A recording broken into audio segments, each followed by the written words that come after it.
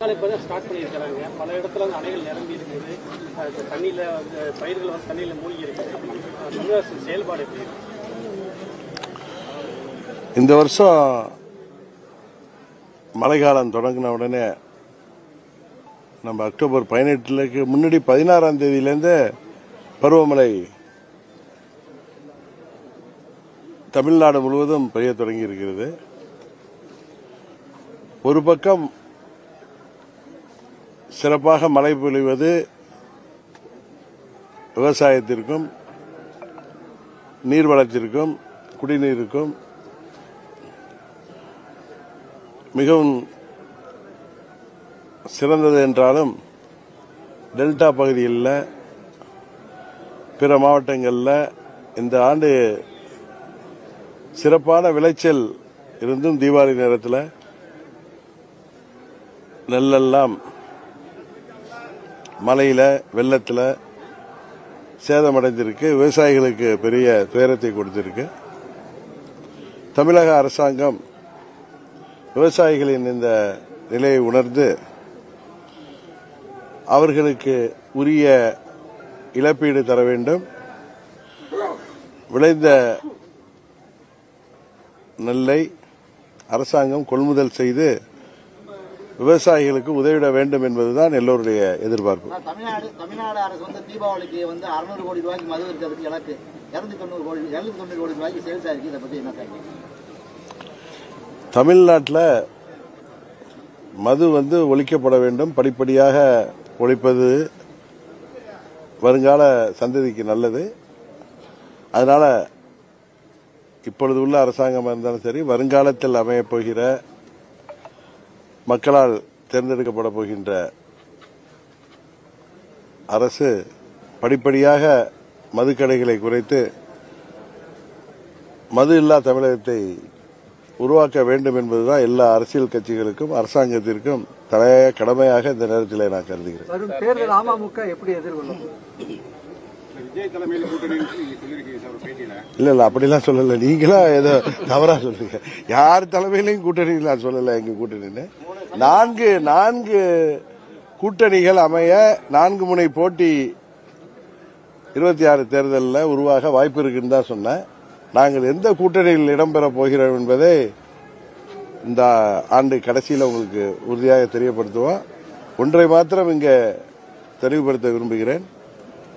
அம்மா மக்கள் முன்னேற்ற கழகம் தமிழ்நாட்டு அரசியலில் தவிர்க்க முடியாத சக்தியாக வளர்ந்து வருகிறது என்பது உங்களுக்கு தெரியும்.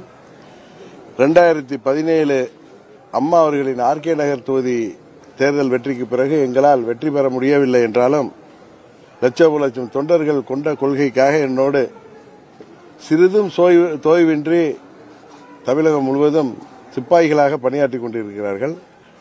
இந்த தேர்தலில் அம்மா மக்கள் முன்னேற்ற கழகம் இடம்பெறுகிற கூட்டணி தான் வெற்றி கூட்டணியாக இருக்கப் போகிறது. அந்த கூட்டணி தான் ஆட்சி அமைக்கும். அதிமுகவும் விஜய தங்க கூட்டணிக்கு வரணும்னு பேசுறாங்க. நீங்களும் ஒரு பேசும்போது உங்களுடைய விஜய்க்கு ஆதரவான பேச்சுக்கள்லாம் நிறைய இருக்குது. இதை பார்த்து சட்டமன்றத்தில் ஸ்டாலின் என்ன சொல்றாருன்னா கூட்டணிக்காக அலையிறாங்க அப்படின்லாம் கூட பேசுறாரு. அவர் எப்படி எடுத்துக்கிறாங்க? நாங்க அவங்க முதலமைச்சர் பழனிசாமி இந்த அலைச்சலை பார்த்து தான் சொல்லியிருக்க முடியும் தவிர, நாங்கள் உங்களுக்கு தெரியும், அம்மா மக்கள் முன்னேற்ற கழகம் எந்த ஒரு அரசியல் கட்சியோ யாரையும் பார்த்து அச்சமோ பொறாமையோ எங்களுக்கு இல்லை என்பதுதான் எங்களுடைய நிலைப்பாடு. எங்களை யார் விமர்சித்தாலும், அவர்கள் யாராக இருந்தாலும் அவர்களை பதிலடி கொடுக்கின்ற விதமாக நாங்கள் விமர்சிப்போமே தவிர, உங்க கேள்வியில சிறு பிழை இருப்பதாக கருதுகிறேன். விஜய் அவர்கள் தலைமையில் ஒரு கூட்டணி அமைய வாய்ப்பு இருக்கு அப்படின்னு தான் நான் சொல்றேனே தவிர, நாங்க விஜயோட கூட்டணிக்கு தான் சொல்வோம் என்று எங்கேயுமே சொல்லல.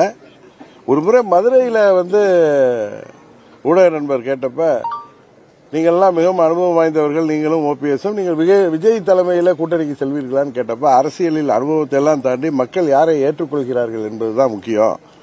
அவர் ஒன்னும் தீண்டத்தகாதவர் அல்ல அப்படிதான் சொன்னேன். உடனே நீங்க என்ன சொல்றீங்க, விஜய்க்கோட கூட்டணியான்னு கேக்குறீங்க. அது மாதிரி கரூர் சம்பவத்தில் காவல்துறை மீது தவறு இருப்பதாக எனக்கு தெரியவில்லை. அதுபோல விஜய் அவர்களும் எந்த குற்றமும் செய்யவில்லை. இது ஒரு துக்க நிகழ்வு. இது போன்ற மரணங்கள் இது எந்த அரசியல் கட்சி நிகழ்வுகளையும் நடக்கக்கூடாது. அதற்கு முதல்வர் சரியான திட்டங்களை வைத்து வருகிறான்னு சொன்ன உடனே திமுகவோட கூட்டணியான்னு கேட்டீங்க. தேர்தல் வர்றதுனால எங்களுக்கு அந்த ஜுரம் வரல. ஊடகத்தை சேர்ந்த உங்களுக்கு தான் எங்க வார்த்தைக்குள் வார்த்தை நீங்க இன்பிட்வீன் லைன்ஸ் ரீட் பண்றீங்களே தவிர, நாங்கள் அண்ணாவின் வழி வந்தவர்கள். மாற்றான் தோட்டத்து மல்லிகை இருந்தாலும் மனம் உண்டுன்னா சொல்லணும். அரசாங்கம் சரியாக செயல்பட்டால் அது சரி என்று சொல்லுவது, பொதுமக்களின் சார்பாக அதை சரியாக இருந்தால் சரி என்று சொல்வதுதான் அம்மா மக்கள் முன்னேற்ற கழகத்தின் என்றைக்குமே நிலைப்பாடு. அரசாங்கம் தவறு செய்தால் அதை எதிர்த்து குரல் கொடுப்பது மக்கள் சார்பாக எங்களுடைய நிலைப்பாடு. இன்னொன்று இவர் சொன்னாரு, பழனிசாமி தான் நான் அன்றைக்கே சொன்னேன், அவரும் அவரை சேர்ந்தவர்களும் இன்றைக்கு ஊடகத்தில் பார்த்தா ரொம்ப பரிதாபமாக இருக்கிறது. புரட்சித் தலைவர் கண்ட அந்த இயக்கம், அம்மா அவர்கள் 30 ஆண்டுகள் கட்டி காத்த இயக்கம் இன்றைக்கு அண்ணா திமுகவை இல்லைங்கிற நிலைமைக்கு, அது எடப்பாடி திமுகவாக உருப்பெற்ற பிறகு அவர்களால் மீண்டும் ஆட்சிக்கு வர முடியாது என்பதை தெரிந்து பழனிசாமி ஒவ்வொரு இடங்களிலும் அதோ பிள்ளையார் சொல்லி போட்டுட்டாங்க அப்படின்னு அவர் ரொம்ப புலகாங்கிதமிருந்து கத்துவதை பார்த்தாலும், அவரை சேர்ந்த சிலர்கள் விஜய்க்கு பவன் கல்யாணையும் அவர் யாரு அவருடைய சிரஞ்சீவி எல்லாம் கோடிட்டு இங்க கூட வாங்க வாங்கன்னு கூப்பிடுறது, உண்மையிலேயே தமிழ்நாட்டு மக்கள் அதை பார்த்து நகைக்கிறார்கள். இவர்கள் பழனிசாமி என்ன ஒன்றை உணர்ந்திருக்கிறார் என்று தெரிகிறது. தன் தலைமையிலான கட்சி உறுதியாக இந்த தேர்தலில் வெற்றி பெற முடியாது. அதனால் விஜய் தலைமையை ஏற்று அவரிடம் கூட்டணி செல்வதற்கான ஒரு அழைப்பாகத்தான் விஜய் எங்களை ஏற்றுக்கொள்ள வேண்டும் என்று அவர் சொல்வதாகத்தான் அது எல்லோருமே பேசிக் கொள்கிறார்கள். 4 கட்சிகளும் 4 திசையில இருக்கு சார். நீங்க ஜனவரியில கூட்டணி இறுதி செய்வோம், அந்த பலமான கூட்டணியா இருக்குன்னு சொல்றீங்க. எந்த நம்பிக்கையின் அடிப்படையில் சார்? இல்ல நம்பிக்கைங்கிறது, நீங்க தேர்தல் அரசியல் தெரிந்தவர்கள் இதை புரிந்து கொள்வார்கள். டிசம்பர் ஜனவரியில உறுதியாக கூட்டணிகள் எல்லாம் உறுதிப்படும். உங்களுக்கு சூசகமா ஒன்னே ஒன்று சொல்றேன், அம்மா மக்கள் முன்னேற்ற கழகம் இடம்பெறுகிற கூட்டணி தான் வெற்றி கூட்டணியாக இருக்கும். ஏனென்றால் அம்மா மக்கள் முன்னேற்ற கழகம் தமிழ்நாட்டில் இன்னைக்கு தவிர்க்க முடியாத சக்தியாக வளர்ந்து விட்டது, வளர்ந்து வருகிறது. இதை எல்லோருக்கும் தெரியும், உங்களுக்கும் தெரியும். அதனால நாங்கள் எந்த கூட்டணியில் இடம்பெறுகிறோமோ, இது ஏதோ ஒரு அதீத நம்பிக்கையில் சொல்லல, யதார்த்தத்தை சொல்றேன். அம்மா மக்கள் முன்னேற்ற கழகம் இடம்பெறப் போகின்ற கூட்டணி தான் ஆட்சி அமைக்கும். எடப்பாடி பழனிசாமி எப்போதும் முதல்வர் போன வருஷம் இதே நல்லா சொன்னீங்க. இப்ப அவங்க அமைச்சர்லாம் இன்னைக்கு அமைச்சர்களா அமைச்சர்கள் வேண்டுதல் பண்ணிருக்காங்க. நான் உங்களை கரெக்ட் பண்ண வேண்டியதா இருக்கு. நீங்க தான் எங்களை அப்படியே வார்த்தை புடிச்சு டைட் பண்ணுவீங்கன்னு பார்த்தா நான் உங்களை கரெக்ட் பண்ண வேண்டியதா இருக்கு. மருது சகோதரர் யாரு? விசுவாசத்திற்கு பெயர் போனவர்கள். அவர்கள் இன்றைக்கு அவர்கள் வீரமங்கை வேலுநாச்சியாரின் படை தளபதிகள். அவருக்கு தோளோடு தோள் நின்று சுதந்திரத்துக்காக போராடியவர்கள். பழனிசாமி பதவி கொடுத்தவர்களையே காலை வாரிவிட்டு, காலை விழுந்து பதவி பெற்றுவிட்டு காலை வாரியவர் பழனிசாமி. நீங்க மருது சகோதரர்கள் தியாக பூமி, இது விசுவாசமிக்க பூமி. இங்க அவர்கள் வேண்டுனாங்கன்னா அது அங்கேயே நிராகரிச்சிருப்பாரு. அதான் என் வாயில அது வெளியில வருது. அரசியல் மாற்றம் என்ன நடக்கலாம்? தேர்தல் நேரத்தில் கூட்டணிகளே உங்களுக்கு பெரிய வியப்பை உருவாக்குகின்ற விதமாக கூட்டணிகள் அமையும். அதே மாதிரி ஒரு சூழ்நிலை உருவாகி வருகிறது. அதுதான் உண்மை. நீங்க புரிஞ்சுக்கீங்க, உங்களுக்கு தெரியாம இல்ல, புரிஞ்சுக்கீங்க. உறுதியாக திரும்ப சொல்றேன், திருப்பி சொல்றேன். பழனிசாமி உறுதியாக துரோகத்திற்கு அந்த சொல்லுவாங்களே, வினை விதித்தவன் வினையா இருக்கிற நேரம், இந்த நேரம் வந்துவிட்டது. 26 சட்டமன்ற பொதுத் தேர்தலில் பழனிசாமி என்கிற துரோக சக்தி உறுதியாக வீழ்த்தப்படும். அதை செய்ய போவது அம்மா மக்கள் முன்னேற்ற கழகம் இடம்பெறுகின்ற கூட்டணி. அதுதான் நான் உங்களுக்கு மருது சகோதரர்கள், விசுவாசமிக்க வீரர்கள் மருது சகோதரர்கள் நினைவு தினத்தில் உங்களுக்கு சொல்கிற செய்தி.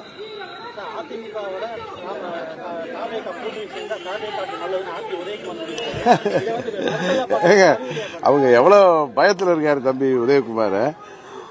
புரட்சி தலைவருக்கு உருவாக்கிய இயக்கம் 10 ஆண்டுகள் அவர் தொடர்ந்து முதலமைச்சராக இருந்த இயக்கம். அம்மா அவர்கள் கிட்டத்தட்ட 4 முறை ஆட்சி பொறுப்பில் உருவாக்கிய இயக்கம். இவர்களும் அந்த அம்மா கொண்டு வந்த ஆட்சியை 4 வருடம் ஆட்சி பொறுப்பில் இருந்து விட்டு மக்கள் வரிப்பணத்தை சுவைத்தவர்கள் அவங்க.